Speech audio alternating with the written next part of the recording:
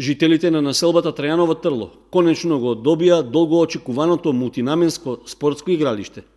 Локалната самоуправа на Кочани го изгради во местноста Колерски гробишта, но локацијата на која пред многу години имаше борова шума, а во меѓувреме таа беше претворена во дива депонија.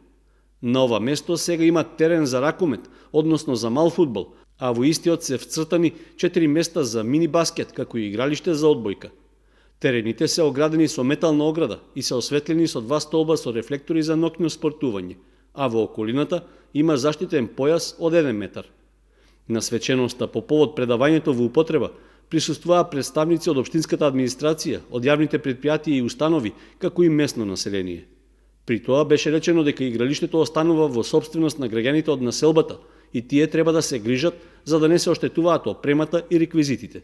Димензиите на универзалното игралиште е 50 на 26 метри во границите на високата ограда околу која едноставно сите спортски активности може да се одвиват без да ги нарушуват околните простори околу универзалното игралиште.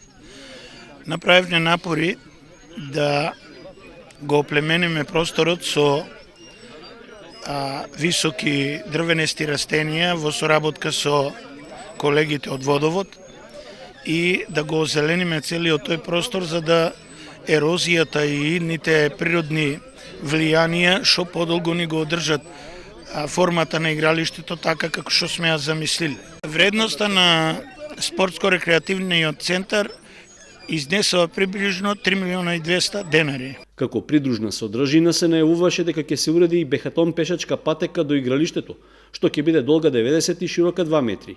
Но видливо е дека во желбата да се предаде објектот на користење, околината на брзина е прекриена со земја, со што пристапот и понатаму останува несоодветен и прекриен со кал.